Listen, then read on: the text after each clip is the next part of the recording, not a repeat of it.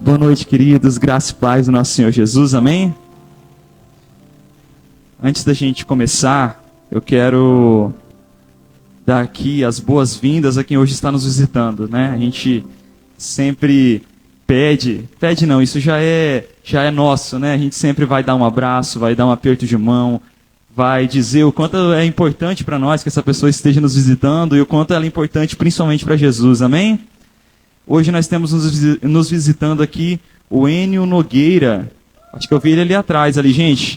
Glória a Deus, seja muito bem-vindo. Olha lá, ele está com a mãozinha levantada. É o pai do nosso querido Pedro. Amém. Glória a Deus pela sua vida, meu irmão. Seja muito bem-vindo, viu? Fica à vontade. E também hoje nos visita a Maria Oliveira. Quem que é? Só dá um tchauzinho, só pra gente saber quem que é. Ah, rapaz, aí não. Que Maria Oliveira, eu não sei quem que é, não. Amém, irmã Santinha, né? Glória a Deus. Ela que tem que vir me receber aqui, gente. Seja muito bem-vinda, prazer revê-la. Sinta-se em casa, né? Como sempre. Amém, gente. Glória a Deus por isso. Estão todos bem? Espero que sim, né? E desde já quero convidar vocês a abrir a Bíblia aí, gente, para a gente não perder tempo, porque hoje, né, já vai estar um pouco corrido. Então quero convidar vocês a já abrirem as suas Bíblias. Fiquem com as Bíblias abertas, acompanhem comigo no livro de Deuteronômio. Ó. Vai virar meme hoje, hein? Transmitido ainda. Deuteronômio 6. Deuteronômio 6. A gente vai trabalhar e vai aqui aprender a partir do versículo 4. Amém? A galera vai projetar aqui também pra gente. Aqueles que não trouxeram a sua Bíblia pode estar acompanhando.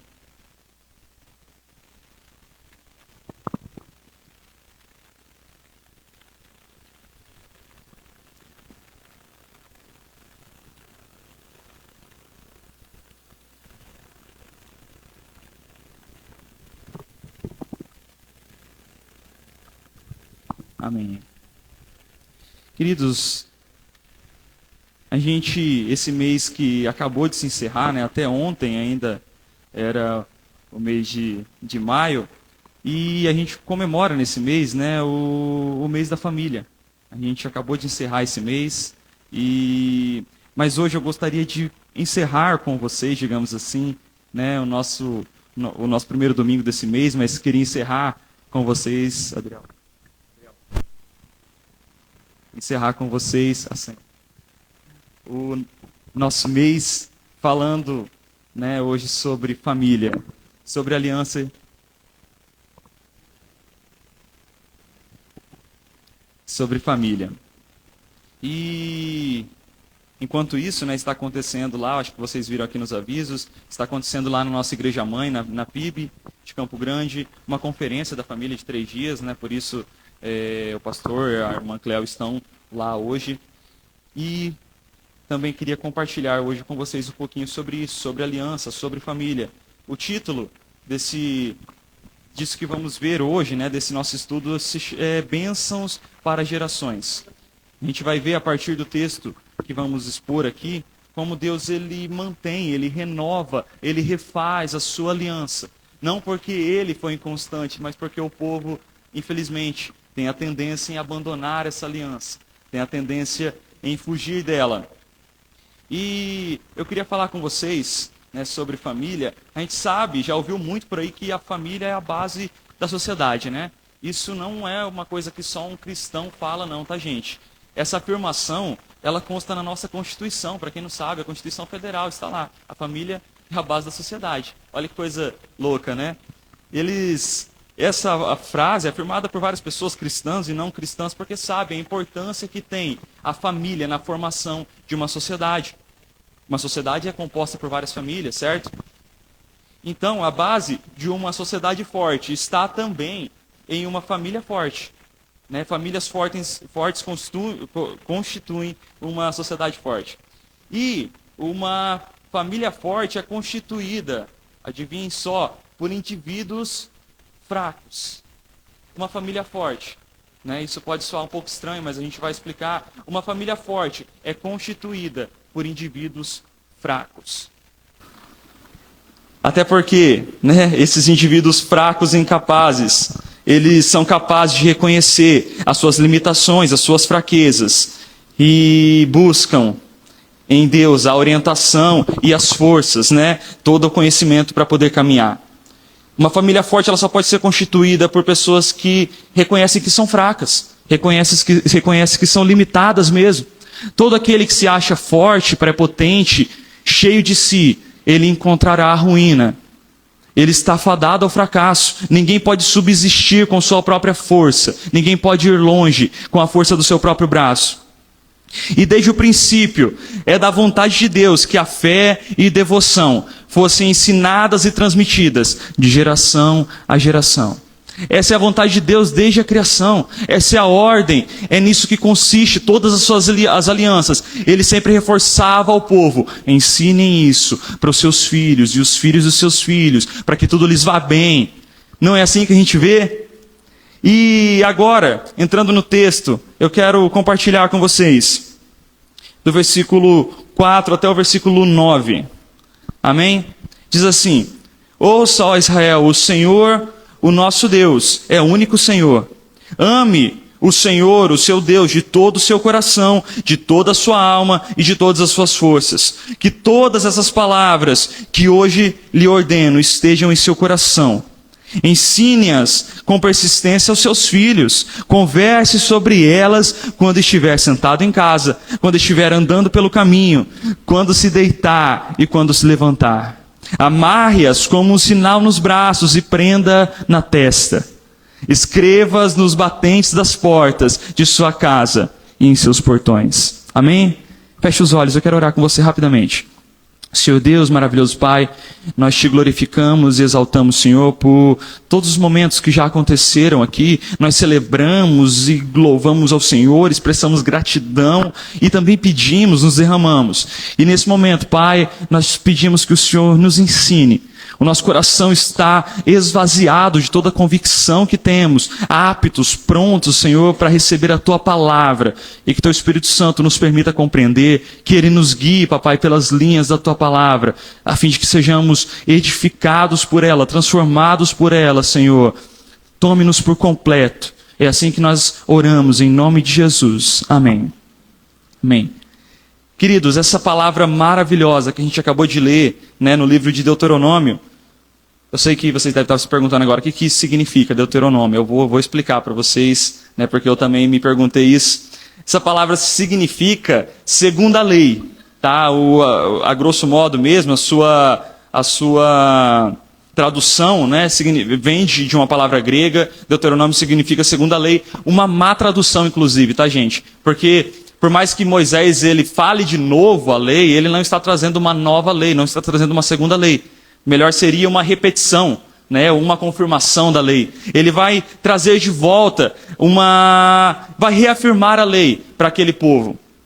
E esse texto foi escrito, né, esse livro foi escrito mais ou menos 1400 anos, 1406 a.C., tá? A sua autoria é atribuída, como todo o Pentateuco, né, como todos os 5 primeiros livros, a Moisés, pelo menos a sua maior parte.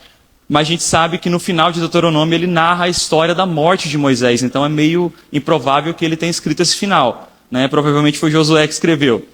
Mas a gente vai se ater hoje para algo que é comum, muito comum no livro.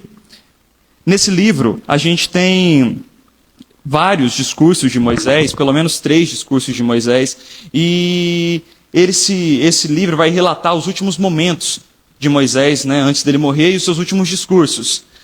Aqui, gente, já faziam 40 anos que aquele povo que saiu do Egito estava rodeando, andando por aí, errante pelo deserto, enfim, experimentando o castigo de Deus pelo seu coração perverso, pelo seu coração idólatra, pelo seu coração duro, que insistia em entrar em conflito com Deus e reclamar de tudo que ele fazia e logo trocava ele.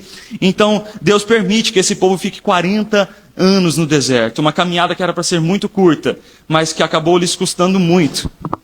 Então eles estavam aqui situados já nas campinas de Moabe, na divisa ali com a terra prometida, pertinho de entrar em Canaã. E então toda a primeira geração, olha só, cara, toda a primeira geração que saiu do Egito, que foi liberto do Egito, toda aquela geração já havia morrido. Depois dos 40 anos no deserto, alguns apenas, quando eu digo toda aquela geração, quero dizer todo o povo comum, apenas Moisés persistia, Josué e Caleb, daquela geração que saiu do Egito, que foi liberto do Egito. Alguns engolidos pela areia, alguns mortos por doenças, alguns mortos por cobras, alguns mortos em batalha, alguns, enfim, mortos de várias e várias formas, fruto de desobediência. Então, Moisés, aqui ele para, digamos assim, ali na divisa com a cidade que eles iriam entrar, com o território que eles iriam tomar, a conhecida e tão desejada Canaã. E a preocupação de Moisés é uma preocupação fantástica. Moisés, ele sabia, Deus já havia falado que ele não entraria na terra prometida. Adivinhe por conta de quem? Por conta do povo. Moisés peca por conta do povo. Moisés fere a rocha, desfere golpes contra a rocha que Deus falou que ele não deveria fazer, ele deveria apenas tocar. E Moisés, ele sabendo que já não ia entrar naquela terra, talvez a nossa ação nesse momento seria, se eu não vou entrar, a galera, tô nem aí, se eu não entro, ninguém entra, vou deixar a galera aqui, vai todo mundo pecar, vai todo mundo morrer. Mas Moisés, com um coração piedoso, temente a Deus, ele toma uma atitude que talvez nós não tomaríamos. Ele sabia que morreria e não entraria na terra. Mas a sua preocupação, todos esses 3 discursos que ele faz, ele trazia uma preocupação de que a aliança com Deus, a aliança de Deus com o seu povo, fosse renovada. Para que esse povo, que já viu uma geração passada morrer, ser condenada pelo seu pecado, não voltasse a enfrentar isso quando eles entrassem nessa terra maravilhosa. A terra era boa, tudo que Deus fez era bom, mas o povo era obstinado de coração, perverso. Então ele se preocupa em contar as maravilhas de Deus para o povo. Ele se preocupa em lembrá-los como testemunha ocular de que Deus os escolheu lá atrás ainda, em Abraão, quando Deus escolhe os patriarcas em uma terra idólatra e os tira de lá. Ele diz, olha só, vocês não têm nada de especial. Quando ele escolheu seu pai Abraão, ele era um idólatra, vivia em terra idólatra. Não foi por mérito dele. Deus os redimiu. Foi Deus quem ofereceu a oferta para que vocês pudessem ser libertos do Egito. Não há nada em vocês de especial. Foi Deus que venceu seus inimigos ao longo de toda a caminhada no deserto. Não pensem que foi vocês, com sua força e sua espada, que os permitiu chegar aqui. Não. Foi Deus quem subjugou seus inimigos. E é Deus quem vai fazer com que vocês então entrem na terra que prometeu aos seus antepassados. Durante esses discursos, ele repete insistentemente que não havia mérito algum nesse povo. Não havia mérito em seu triunfo. E que toda a obra foi executada, foi possibilitada pela ação divina. Porque Deus os escolheu de acordo com a sua própria vontade. Porém, essa escolha divina de um povo, sem nenhuma participação dele, traz sim algumas responsabilidades, como a devoção e a obediência à sua lei. É muito interessante, gente, perceber que nesses discursos que Moisés faz, e posteriormente Josué vai repetir isso, eles têm uma estrutura muito semelhante com acordos de rendição da época. Sim, acordos de rendição. Eram 2 nações, uma nação muito maior que a outra. Quando essa nação, a nação de menor porte, ali a vassala, ela via que não tinha chance alguma de ir contra outra nação maior, contra aquela dominante. Ela não podia persistir militarmente contra ela. Eles então faziam um termo de mancha, senão puro, com as suas vestes alvas. Ninguém pode vê-lo, senão santo. Mas Se nós pudéssemos assim agir, se aquele povo pudesse assim agir de maneira perfeita, não seriam necessários todos os sacrifícios estipulados por Deus para perdão dos pecados, para purificação, não é? Todos os rituais vistos em Levítico, vistos em Números, no próprio Êxodo, inúmeros rituais para purificação, para perdão de pecados. E também não seria necessário o perfeito sacrifício do Filho de Deus, se nós pudéssemos ser perfeitos. Não seria necessário nada disso. Todavia, o texto fala de uma completa e total entrega, não de perfeição. Ouça, ó Israel, a primeira exigência no versículo 4, a único Senhor, é fidelidade, porque é impossível amarmos a Deus e ao mundo, como o próprio Cristo diz lá em Mateus 6:24, não é possível servir a dois senhores, ou você ama um e aborrece ao outro, ou você serve a um e logo você despreza o outro. Não é possível uma vida dupla, não é possível servir a dois mestres. Aqui o que ele está dizendo ao povo, e o convite é: ouça, ó povo, jogue fora os ídolos que vocês trouxeram do Egito. Abandone os ídolos que vocês trouxeram das terras que nós passamos. Estes que vocês trazem escondidos em suas malas, em suas bolsas, que está lá na sua tenda, bem lá no cantinho. Que logo que você se vê insatisfeito, você vai recorrer a esses deuses feitos de pau, de ouro, de pedra, esculpidos à semelhança do homem ou de animais. O convite é que eles jogassem fora toda a falsa divindade, tudo aquilo que podia tomar o lugar de Deus no seu coração. E aí a gente pensa: meu Deus, que povo insensato! Como é possível um povo tão idólatra? Um povo que troca Deus por esculturas. Ah, se esse povo fosse tão diferente assim de nós. Ah, se o nosso coração fosse tão diferente assim do deles. Ouça, ó Israel, ouça, ó geração eleita, joguem fora os seus ídolos.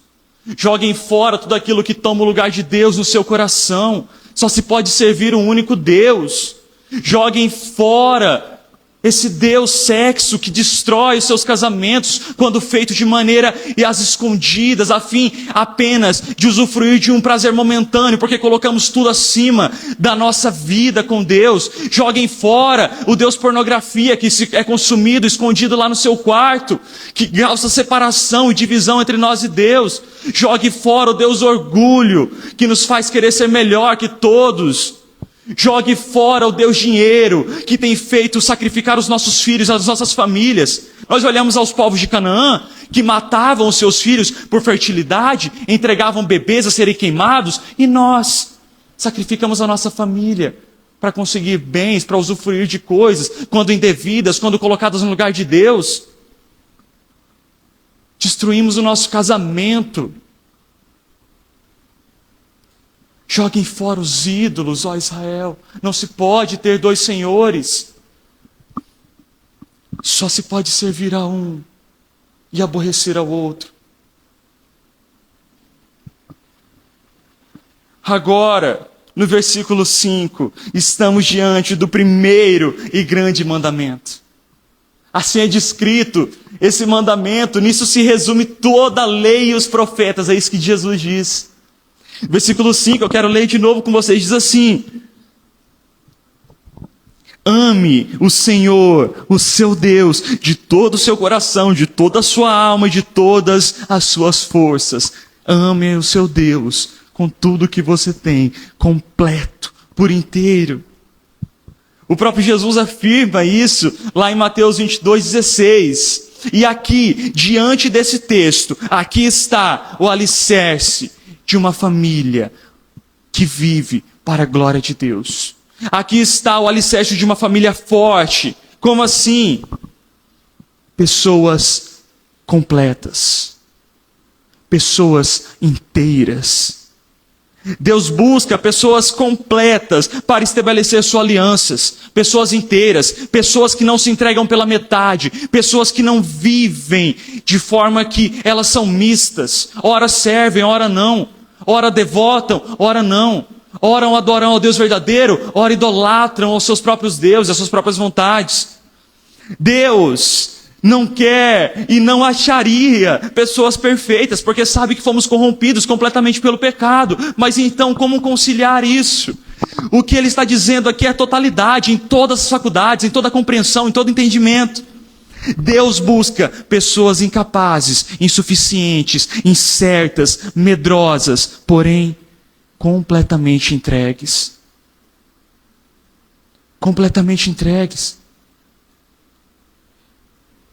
Uma família forte é composta por pessoas fracas, como nós dissemos no começo, mas que amam a Deus de todo o coração. É impossível edificar um lar sobre qualquer outra coisa, senão sobre Deus, senão sobre o amor completo e total a Deus. É impossível. Não é isso que diz lá o Salmo 127? Se o Senhor não edificar a casa, em vão trabalha as que edificam. Um lar onde habita a glória de Deus se inicia com amor íntegro, ou seja, inteiro, integral. Ame a Deus, e hoje eu quero começar pelos homens. Homens, amem a Deus. Sabe por quê? Porque quando dizem que o homem é o cabeça da casa, ele é responsável pelo seu lar, logo nós enchemos o pulmão. Olha só, submeta-se a mim, ó mulher.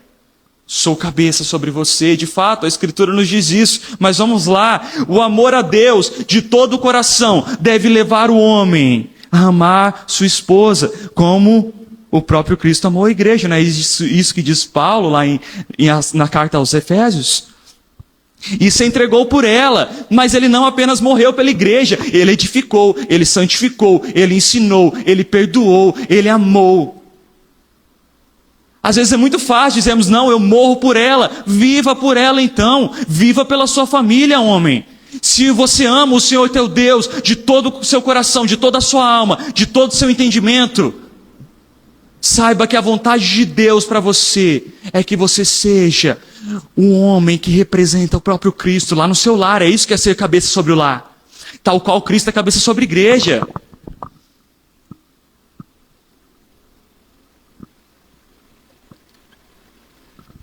Amar a Deus por completo é viver buscando fazer a sua vontade, mesmo que errando, às vezes e quase sempre, porém, por inteiro. É, em primeiro lugar, se colocar como líder do lar e não se esconder atrás da esposa e dos filhos, a fim de não assumir as responsabilidades confiadas pelo próprio Deus a nós. Porque é muito fácil eu me abster das responsabilidades, das decisões que eu tenho que tomar e depois colocar a culpa na minha esposa, porque as coisas não deram certo. Eu coloco a culpa dos meus filhos, da criação dos meus filhos, na minha esposa. Eu coloco a culpa das coisas irem mal no casamento na minha esposa. Porque eu deixei ela tomar a decisão. Porque eu fui covarde. Eu não vou acertar em tudo, e nós não vamos acertar em tudo, mas sejam inteiros, íntegros. Estejam lá no momento bom, no momento ruim. Estejam por inteiros buscando fazer a vontade de Deus. Ser homem, segundo a Escritura, segundo a palavra de Deus, não é ser arrogante, não é ser inflexível, não é ser mal educado, não é ser incapaz de expressar sentimentos. O homem completo é aquele que busca imitar a Cristo em tudo, ou seja, é manso, é humilde. É amável, é polido no trato, ele trata bem, ele fala com amor, ele corrige sim, ele é irredutível contra o pecado, mas na repreensão ele mostra amor. Ele trata a sua esposa com dignidade, com amor, ele trata os seus filhos como ele gostaria de ser tratado. Sim, é o sacerdote, é o cabeça, é o líder, mas é alguém que representa o próprio Cristo.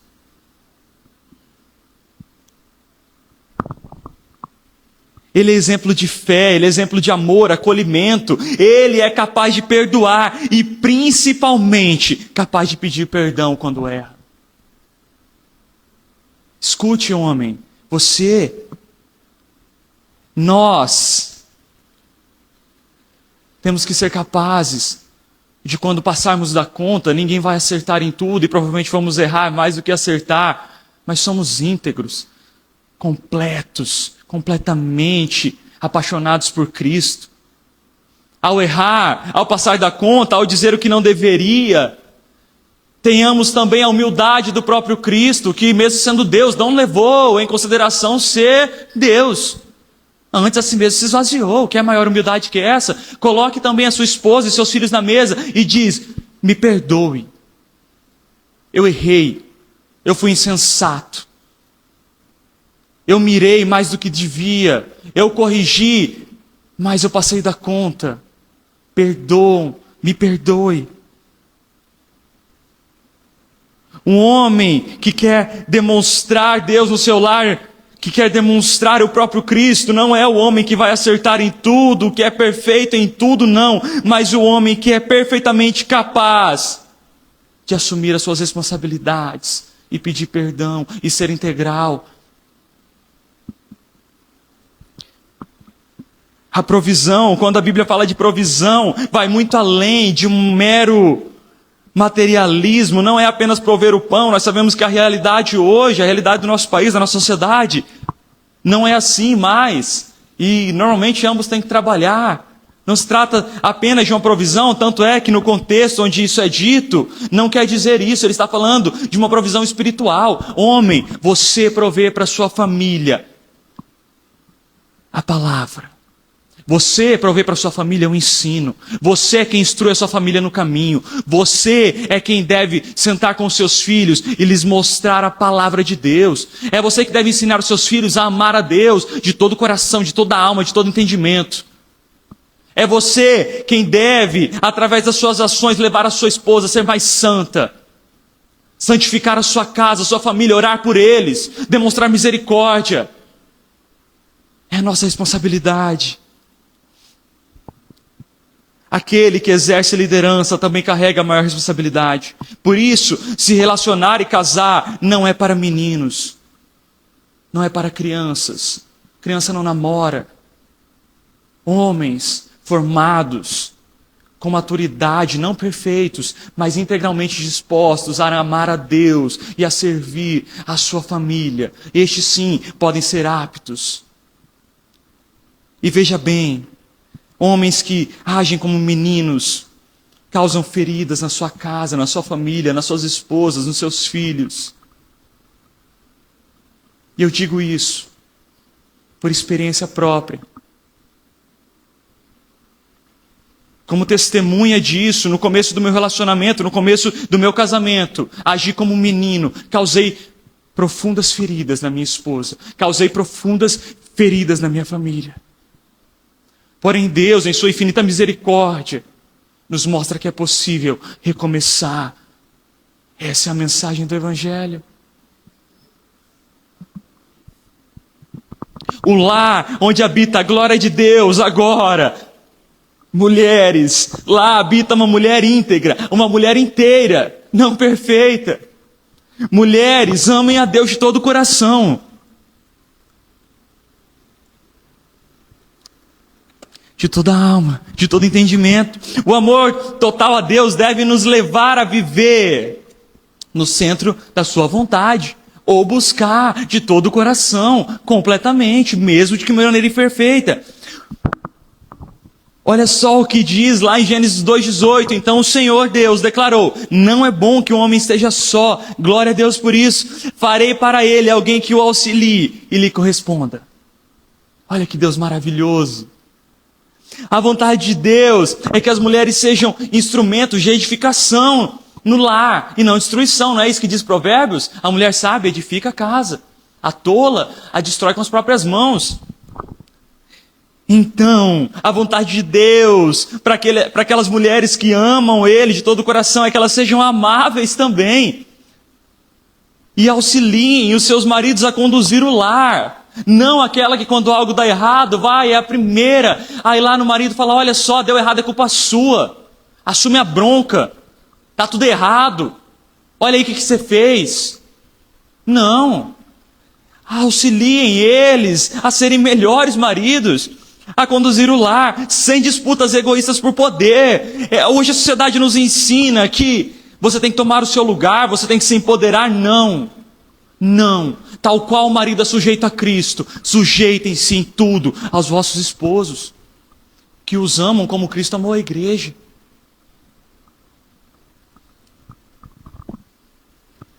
Essas disputas egoístas, essas amarguras vindas normalmente de falta de perdão, destroem o lar, corrompem os filhos, causa destruição e morte. Mas antes, aconselhem os vossos maridos em suas necessidades, elevem a importância que eles têm dentro do seu lar, para que a sua família seja instruída no caminho da verdade. Se até hoje você tem tomado o lugar do seu esposo e você tem deixado a sua esposa tomar o seu lugar no lar, reivindique isso. Volte para o centro da vontade de Deus. Abandone esses ideais mundanos, progressistas, que tendem a destruir a nossa família. Não, eu não estou falando aqui de ser agredida. Jamais. Eu não estou falando aqui de ser humilhada. Se o seu cônjuge faz isso, por favor, vai até a delegacia. Não estou falando disso. O que Deus quer é homens fortes que são capazes, íntegros, de assumir os seus erros, mas de continuar e serem integrais na família, de participar da criação dos filhos, de participar das comunhões à mesa, aquele que traz para a sua família ensino, que provê para o seu lar o que eles necessitam, espiritualmente, emocionalmente. De mulheres que são capazes também de amar os seus maridos, de serem pacientes, sinceras, que elas buscam aconselhar. Olha só, veja se por aqui não é melhor, veja se ir por esse caminho não é mais vantajoso. Queridos, se coloquem de pé.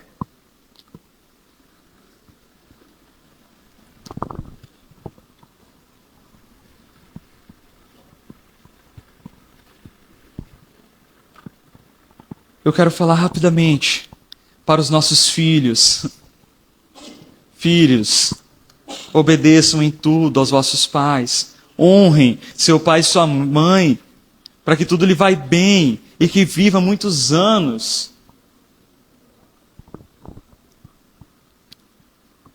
Queridos, que a mesma devoção que nós temos, que se origina em Deus, nos leve também a querer fazer a sua vontade, a tomar e a cumprir as nossas responsabilidades de acordo com o que Deus quer de nós, não daquilo que o mundo diz que nós temos que ser, mas aquilo que a palavra diz que nós temos que ser. No versículo 6, diz assim, que todas essas palavras que hoje lhes ordeno estejam em seu coração. Só há um modo dessa palavra permanecer viva em nosso coração. É mediante a leitura, é mediante nos alimentarmos dela, é mediante ruminarmos ela, é mediante refletirmos nela. Só há uma forma dessa palavra ficar viva em nosso coração. Senão, ao sairmos daqui, não terá efeito algum. Logo se esfriará, logo desaparecerá. E então no versículo 7, olha a coisa maravilhosa, que coisa linda, ele nos diz: ensine-as com persistência aos seus filhos, converse sobre elas quando estiverem sentados em casa, quando estiverem andando pelo caminho, quando se deitar e quando se levantar. Eu pergunto a nós, qual foi a última vez que sentamos com a nossa família e falamos da palavra? Qual foi a última vez que nos assentamos à mesa e falamos da palavra? Tal qual Moisés relembra ao povo os maravilhosos feitos de Deus e toda a sua manifestação gloriosa no Êxodo que trouxe liberdade e redenção. Qual foi a última vez que nós sentamos à mesa com nossa família e relembramos a maravilhosa obra da cruz de Cristo? Quando foi? A responsabilidade de ensinar as próximas gerações é minha e sua. Se a próxima geração não conhecer o Evangelho, a culpa é minha e sua. Se eles vão seguir, eu não sei. Se os meus filhos seguirão o caminho, eu não sei. Mas eu sei que a responsabilidade de ensinar é minha e sua. E se eles não sabem, foi porque eu e você não ensinamos.